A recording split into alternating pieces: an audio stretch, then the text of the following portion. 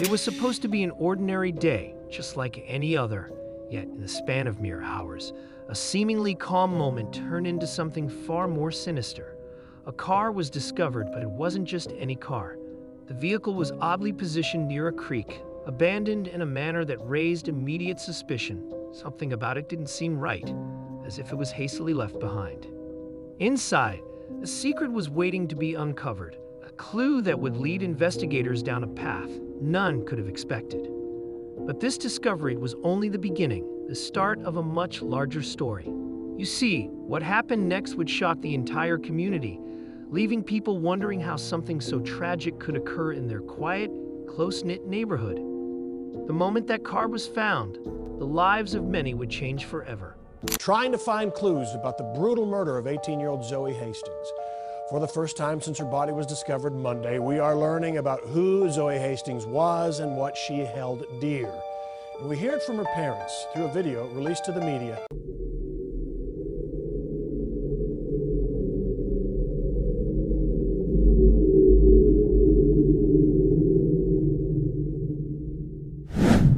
Zoe Hastings was born on February 24, 1997, into a loving family that cherished her deeply. Her parents, Cheryl and Jim Hastings, were the kind of people who raised their children with strong values, emphasizing kindness, community, and faith.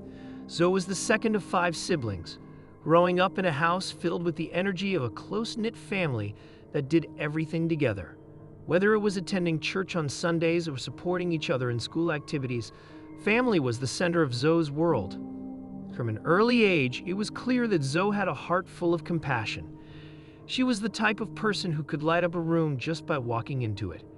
Her friends often described her as thoughtful, someone who always took the time to check on others and make sure they felt included. Zoe was also active in her local church, where she volunteered frequently and participated in various youth activities. Her faith was an important part of her life, and she made it a point to live by the principles of love and service to others. At 18, Zoe had her whole future ahead of her. She had recently graduated from Booker T. Washington High School for the Performing and Visual Arts, a place where she had thrived both academically and socially. Zoe had a passion for helping people, and she was planning to pursue a career in healthcare, aiming to make a difference in the lives of others. But beyond her academic ambitions, Zoe was simply a beloved daughter, sister, and friend. She was someone who made life better for those around her, whether through her warm smile or her willingness to lend a hand when needed. It was these qualities that made her loss so profound, not just to her family, but to everyone in the community. On the evening of October 11, 2015, Zoe Hastings left her home with a plan to run a couple of errands. She was heading to return a DVD to the local Redbox before making her way to church for a class. It was a Sunday, and for Zoe, this was a part of her usual routine, nothing out of the ordinary. She said goodbye to her family, hopped into her family's white Honda minivan, and drove off. No one could have known that this would be the last time they'd see her. When Zoe didn't show up for her class, her family immediately began to worry. Zoe was responsible, punctual, and always kept in touch. Hours passed, and the uneasy feeling in the Hastings home started to grow stronger. It wasn't like Zoe to simply disappear without a word. As concern mounted, they reached out to friends, checked places she might have gone, and even visited the church, hoping to find her there. But as night fell, it became clear something was very wrong. That's when the Hastings family contacted the authorities to report her missing. The search for Zoe began, with friends, family, and the community rallying together. Everyone held on to the hope that she was just delayed or had a phone issue, anything but the worst-case scenario. But as the night wore on, that hope began to dim. The next morning, on October 12, 2015, a call came in that changed everything. A passerby had spotted an abandoned white minivan near a creek. Its front seemingly crashed into a fire hydrant. The location was a mere few miles from the Hastings home. This discovery triggered an investigation that would soon lead to the tragic truth about what had happened to Zoe. When Zoe's white minivan was discovered near a creek on October 12, 2015, investigators immediately knew something wasn't right. The vehicle had collided with a fire hydrant, and it appeared to have been left hastily. What began as a missing persons case quickly transformed into something far more alarming. The authorities arrived at the scene and began combing through the area for clues. They noticed something strange about the way the car was positioned, as though it had been abandoned in a hurry. The windows were rolled up, the doors locked, and Zoe was nowhere to be found. As the police worked to piece together what had happened, they expanded their search, covering the area around the creek. It wasn't long before they made a heart-wrenching discovery. Not far from where the van was parked, they found Zoe. She had been harmed, her life taken in an unexpected and devastating way. The news sent shockwaves through the town. A place once filled with peace and tranquility was now grappling with a tragedy no one had anticipated. The Hastings family, along with the entire community, was plunged into grief. But amid their sorrow, there was also a burning need for justice. How had this happened? Who was responsible? And why Zoe? As detectives worked tirelessly to gather evidence, they began piecing together a disturbing sequence of events. Witnesses started coming forward, providing crucial information. One witness reported seeing a man near Zoe's vehicle on the night she disappeared. Another recalled a struggle. These details were critical in helping law enforcement narrow down their focus. Still, the questions loomed large. Who was this man? And what had driven him to commit such a heartless act? As the investigation deepened, law enforcement worked relentlessly to uncover every possible lead. The discovery of Zoe near her minivan had sparked an all-hands-on-deck approach, with detectives searching for any piece of evidence that could bring them closer to the truth. They scored through witness testimonies, security footage, and forensic evidence, determined to piece together the final moments of Zoe's life. The breakthrough came when a key witness provided a crucial tip. They had seen a suspicious man near Zoe's van on the night she disappeared. This man had been acting strangely, pacing around the vehicle in a way that raised alarm. The description given by the witness, along with other small details, helped the police create a profile of the person they were looking for. As investigators continued their search, they also turned to technology for assistance. They examined cell phone records, hoping to pinpoint the suspect's location during the time of the incident. They also conducted a more thorough examination of Zoe's vehicle, collecting DNA samples and other physical evidence. It wasn't long before their hard work paid off. In early November 2015, authorities made a significant breakthrough when they arrested a man named Antonio Cochran. Cochran, a 34-year-old with a past criminal record, had been connected to the crime through a combination of DNA evidence and witness statements. The DNA sample taken from the crime scene matched Cochran's, providing the concrete proof law enforcement needed to move forward with charges. His arrest brought a sense of relief to the Hastings family and the community at large, but it also left people grappling with the senselessness of the crime. Why had this man, a stranger to Zoe, targeted her? What had driven him to such a horrific act? The arrest marked a critical turning point in the case, but it was only the beginning of a lengthy legal process that would unfold in the months to come.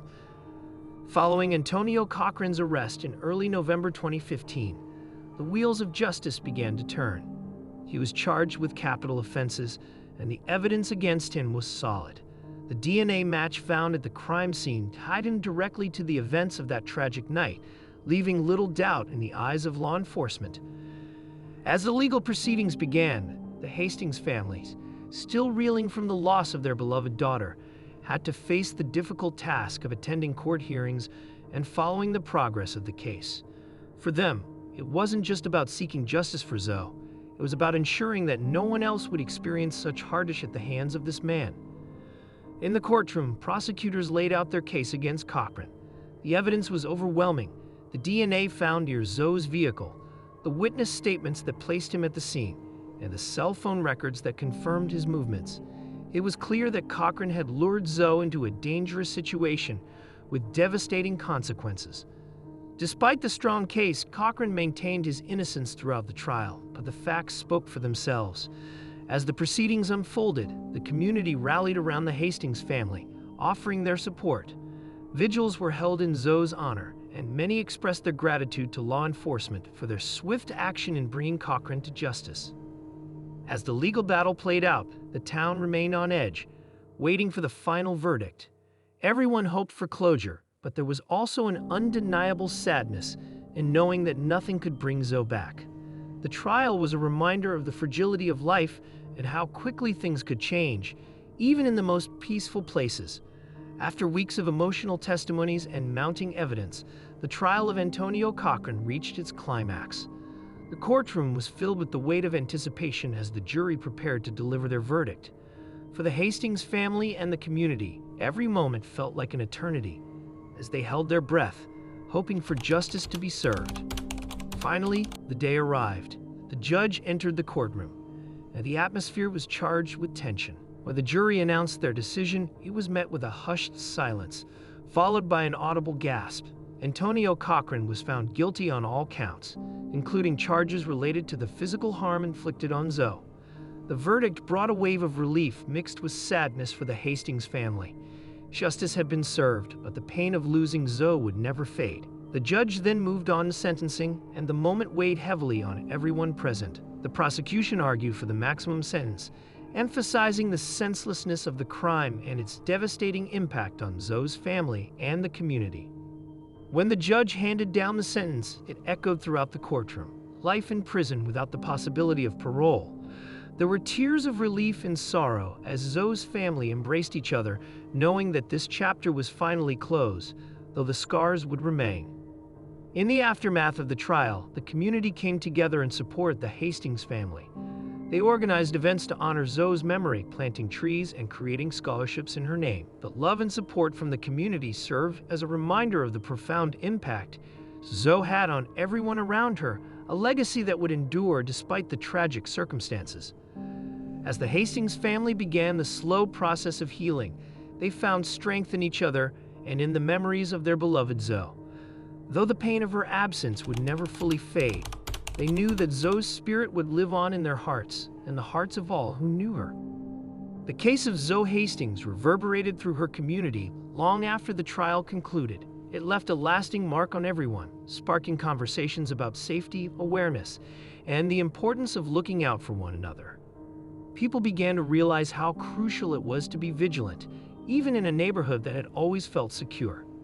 In the months following the trial, community leaders, local organizations, and law enforcement came together to host workshops and seminars focused on personal safety. They aimed to educate residents about the importance of being aware of their surroundings and knowing how to react in potentially dangerous situations. The goal was to ensure that no one else would have to endure the hardship that the Hastings family had faced. Additionally, schools in the area began implementing programs to teach students about safety and self-defense. Workshops were organized, encouraging kids and teens to be proactive about their personal safety, while also fostering an environment where they could discuss their concerns openly. The community also took the opportunity to honor Zoe's memory through various initiatives. A scholarship was established in her name to support students pursuing careers in healthcare, a field Zoe had been passionate about. This not only kept her spirit alive, but also provided hope and opportunity to others, reinforcing the idea that Zoe's kindness and compassion could continue to make a difference in the world. Moreover, Zoe's case was a catalyst for discussions around mental health and support systems. People started recognizing the importance of providing resources for those struggling with emotional and psychological challenges. It became clear that fostering a supportive environment was just as vital as promoting physical safety. The case served as a powerful reminder of the impact one life can have on a community, even in the face of tragedy. The Hastings family, while grappling with their loss, became advocates for safety and awareness. They shared their story, hoping to inspire others to cherish their loved ones and remain vigilant in their communities. As the years passed, the case of Zoe Hastings transformed from a heart-wrenching tragedy into a powerful symbol of resilience, awareness, and the importance of community. Zoe's story became a reminder of how fleeting life can be and how crucial it is to cherish every moment with our loved ones. The Hastings family, while forever changed by their loss, took the initiative to ensure that Zoe's legacy lived on. They continued to speak about the importance of kindness, empathy, and community support, hoping to inspire others to create a world where love triumphs over hate and compassion prevails over indifference. The scholarship established in Zoe's name not only honored her memory, but also helped countless students pursue their dreams in healthcare, fostering a new generation of compassionate caregivers. Each recipient carried a piece of Zoe's spirit with them, embodying her values of kindness and service to others. In many ways, Zoe's story brought the community closer together. Neighbors who had once passed each other without a second thought began to engage more deeply, looking out for one another and building stronger connections. The workshops and safety programs established in response to her tragic passing became staples in the community, creating an environment where everyone felt empowered to take care of one another. The Hastings family's advocacy efforts also led to conversations about enhancing safety measures in local areas, particularly in places frequented by young people. These efforts reminded everyone that safety is a shared responsibility and that looking out for one another is vital. While the heartache of losing Zoe Hastings will never fully fade, her story continues to inspire.